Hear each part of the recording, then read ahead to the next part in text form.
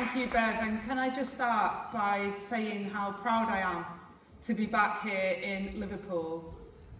And I'm sure you've all heard the devastating news this morning about the tragic loss of legend Diego Jota. I know everyone here, his fans and the city of Liverpool will be heartbroken by this news. My thoughts are with his family at this awful time. It's a pleasure to look out at a room full of people dedicated to serving the communities that you represent. From Barnsley to Barrow, Cornwall to Cheshire, councillors and mayors are delivering day in, day out for local people right across our country. I know how hard you work. I know the difference you make. I'm for local government because I'm from local government. Now, yes, I wasn't a councillor, but as a home help and a carer, I was on the front line delivering local services. And as a union rep, I worked with the leadership of a council to transform the service I worked in for the good of the people that we served. And as a young mum facing low pay and insecure hours without much of a safety net, it was the Sure Start Centre and the council home that helped me turn my life around. The services that you deliver every single day changes lives. And I say that not just as the Deputy Prime Minister, but as someone whose own life was changed by local government. It's why in me you will always have a Secretary of State that sees you as a partner and not a punch bag. Yeah.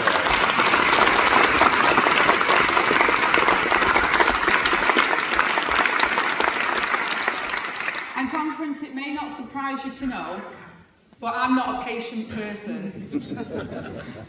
I've been restless for 14 years. I'm restless to give local people a stronger voice.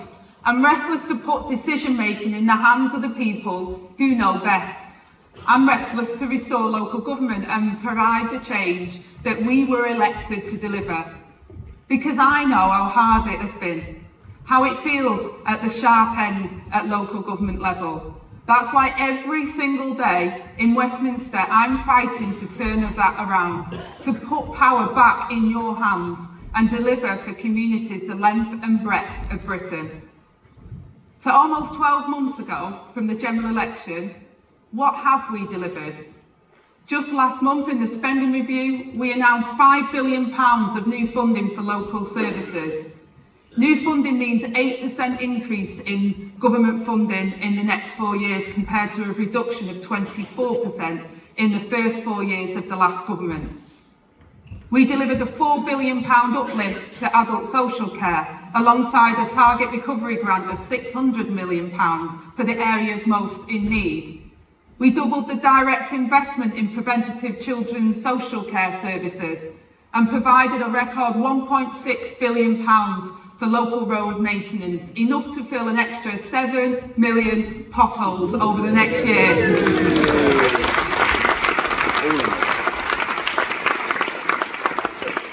I knew that would wet your whistle. That's an uplift for every single local highway authority. And we have refused to repeat the mistakes of the past, which took an axe to your budgets and left our communities to pay the price. You made the case for local government, and we listened. That's why we're rolling back the era of micromanagement too, with simpler funding and a rapid consolidation of your finance settlement.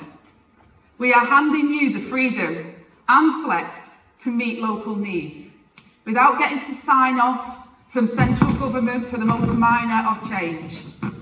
And right now, the paperwork you're asked to fill out for micromanaged funds every year would stretch from here to the west side of Wirral. There's no justification for that, so we're cutting it down, meaning that you can focus on your priorities, not filling out forms. And with more flexible funding, we're giving you the opportunity to work more collaboratively, including through new pilots so councils and mayors can pool budgets and do joined up services, learning the lessons of projects like Total Place, the last Labour government's pioneering reform programme. Because we know that every ambition of this government requires an active, empowered and strong local government. And we were elected to bring change. And that change can only be achieved in partnership with you. Nowhere is that more obvious than housing.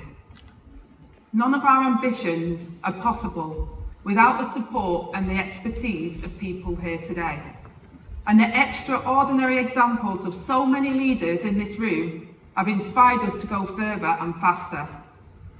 Right here in Liverpool, under the leadership of Council Leader Liam Robinson and the Mayor Steve Rotherham, this great city is going from strength to strength. You only have to look at the incredible regeneration of the Liverpool Waters District, not too far from here, with new funding that's unlocking around 2,350 new homes. Now, Liam said the central docks could act as a beacon for what housing developments in the 21st century can be and should be.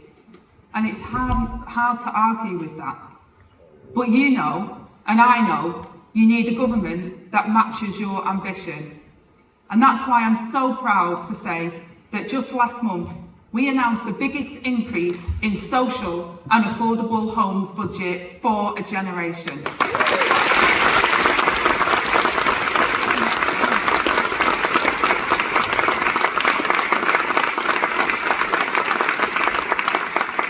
Our historic £39 billion of new social and affordable homes programme aims to deliver around 300,000 new homes, with at least 60% for social rent.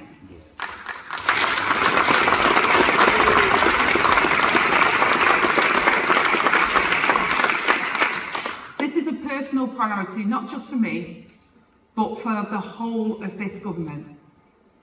And I say that in the context of 160,000 children that are growing up in temporary accommodation. When 1 million people are living their lives on social housing waiting lists. No government can sit back whilst people live their lives in limbo. So through investment and reform, this government is backing councils and the whole social housing sector to deliver council housing.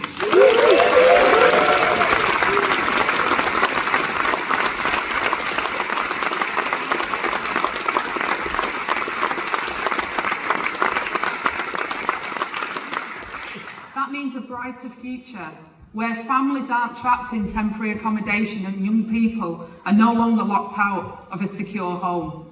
And we're giving the sector certainty in other areas too. A 10-year rent settlement, consulting on how to implement rent convergence, giving social landlords equal access to the building safety funds for the first time ever. And in the autumn, we'll confirm our approach to stop councils to help councils to borrow from the Public Works Loans Board. And on top of this, we're also committed to reforming the support given for skills capacity with a new council house building skills and capacity programme. And that'll be a partnership between the LGA and Homes England, backed by £12 million in funding. And it will also help you to get the skilled staff that you need to build. And the scale of this challenge means we all need to play our part. Local authorities, housing associations, investors, developers, house builders and regulators are all vital to help us reset the system. Now, taken together with our bold planning reforms, the new National Housing Bank and the billions we're putting into transport and infrastructure, there's a real opportunity here for councils. Opportunity not just to build the decent and secure homes that working people so desperately need, but to build stronger communities at a scale and at a pace. Our goal of delivering 1.5 million homes will only be met by building affordable homes with councils in the driving seat. We want our new programme to be a game changer. We're setting a target which is 6 times more than we built in the last decade. And the truth is, for too long, the potential of what local government can achieve has been underestimated by Whitehall. Our government was elected to deliver change, and I know how fundamental you all are to delivering that. But you're all having to work within a broken system. You've been left unequipped to deliver what is being expected of you, and despite the huge sums that you're spending on public services, on adult social care, children's social care, SEND, and temporary accommodation, I'm hearing loud and clear from you all that these services are still not working for the people that need them. And the truth is that Westminster just hasn't kept its side of the bargain. Public services need reform, and the onus is on us to work with you to deliver it. And that is why I am here today to fire the starting gun on a new way of working with you, to deliver the reforms we know are needed. First, we are today announcing a fundamental shift to radically simplify the funding and reporting regime that underpins your work. Through a new local government outcomes framework, we will move together to a completely new way of measuring performance. And this will be focused on delivering what we know matters most. Outcomes like kids learning to read and write, people living healthier lives for longer, and communities feeling safe. It brings everything in line with the government's broader missions and our plan for change. And it means prioritising the long term instead of getting caught up in the nuts and bolts. And the aim is that if it frees you up to deliver meaningful outcomes and facilitates a shift towards prevention. But I know we don't have all the answers. So my promise to you is that if you come with a new way of delivering a service and it shows results, we will work with you to pursue it. The micromanagement of previous governments failed. It wasted taxpayers' money and got us into a mess that we're in now. And we can all recognise there are times when governments have to step in. And make no mistake that I'm still prepared to intervene where the failure is there to deliver. But it has to be by the book. And we can't have a Westminster knows best attitude. That is why we're putting together a clear menu of actions of how government will respond where services are failing. And I want everyone to know where they stand, so concerns and weaknesses can be picked up before they become a crisis. And I'm committed to writing this with the sector to get this right the first time. And there's a real urgency to this. So to the chief executives and the council leaders here today, keep your eye on your inbox, because straight after this speech today, you'll be receiving the details of how to get involved. Everyone in this room knows that ending Whitehall micromanagement also means sorting out the spaghetti soup of obligations facing local government. That's why alongside our new outcomes framework, we'll be launching a comprehensive review to ensure unnecessary regulations and needless asks from government aren't getting in the way of you serving your communities. We will harness the government's AI team to unlock efficiencies and work lockstep with the LGA so we get it right. So that's 2 fundamental shifts in the way this Labour government is doing business with local leaders. And we won't stop there. Money is understandably at the forefront of everyone's mind in this room. You watched as your communities were unfairly shortchanged for too long. So that's why my 3rd pledge is to make good on a promise I made countless times in opposition. A promise to fund councils on the basis of need. The last government promised a fair funding review back in 2016. They recognised how outdated and unfair the funding process was back then. But as with so many of these things, their promises came to nothing. They dithered, they delayed and abandoned the fair funding review. but not under my watch. Anyone who knows me knows that I don't make promises that I can't keep. I listen to the people in this room calling for government funding to recognise the unique challenges of their place, whether that be rising temporary accommodation or even the pressure caused by huge footfall in coastal communities on the weekends. Many of you, including our colleague, the Minister for Local Government, campaigned for this change for decades. And this Labour government will waste no time in delivering it. We will implement a fair funding review. And yes, that's a full fact version.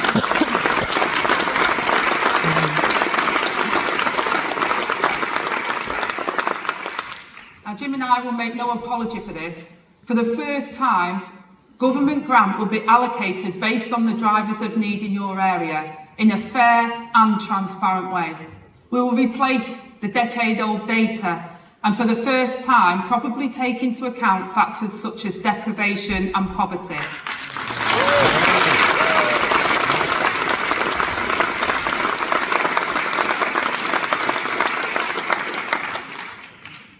The cost of remoteness faced by rural communities, meaning bus drivers and refuse collectors have to travel miles to serve their communities. We will take into account the varying ability to raise tax locally with lower house prices impacting on councils' budgets, temporary accommodation, and the impact of daytime visitors on major cities and coastal towns alike. Taken together, this new approach supports every part of the country to manage their unique pressures, and I'm impatient, as I know you are, for this change. So alongside Minister McMahon, we will waste no time in putting things right, to support places that lost out, to rebuild those valued services and match money to need. Now, true reform of local government means taking a long and serious look at the plumbing, and we won't shy away from that. That's why my fourth on the list of local government is local government reorganisation. Now, I know that can feel anxiety levels in the room increasing at that phrase, but I think everyone in this room can agree that governments cannot keep passing the buck on this one. If we are serious about shifting local government into a stronger footing and fit for the future, delivering good services for residents, then we must cut out this needless duplication. We must take the brilliant leadership shown by district and county councillors and move it to a simpler structure, with more resources for the front line and a clearer accountability for residents. So many of you in this room have entered this process with an open mind, and I want to thank you for your continued support as we navigate towards the end of a two-tier system in England. You have my word that Jim and I will work in partnership with you every step of the way. Reforming local government also means learning from our mistakes as well as our successes. And my fifth focus is on trusting local government to deliver services in-house. Local government has long been the champion of insourcing, and I know too well about your efforts to innovate and bring services in-house to lower costs and improve outcomes. We hear you and we're on your side. That's why we're also delivering new procurement flexibilities for councils, so you can confidently support your local businesses and ensure that the investment and jobs stay local too. We're working to undo the ideological presumption of outsourcing by default as part of our plan to make work pay. The truth is that we've become hooked on short-term solutions, creating a costly dependence on external providers which can fail to deliver, particularly for vulnerable people, young and old. You've been telling us about your efforts to innovate and bring services in-house to lower costs and improve outcomes. With colleagues across government, we'll introduce a quick and proportionate public interest test to decide whether work can be done more effectively in-house.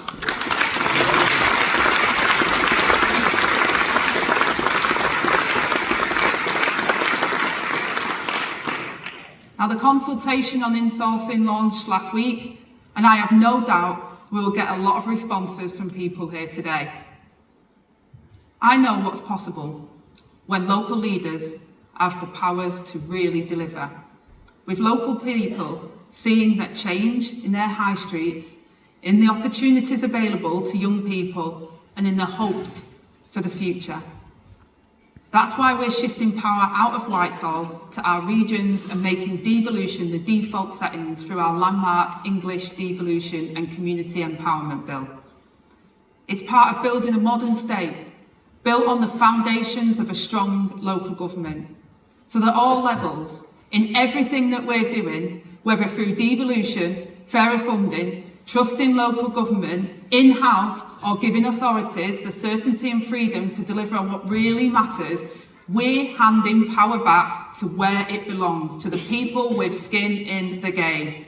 Resetting, rebuilding, and renewing local government through ambitious investment and reform, and with it our country after the hardest of years, so that it once again works for working people. That's the difference a Labour government makes. That's the difference that you make in your communities every single day. I've got your back. Let's work together. Thank you.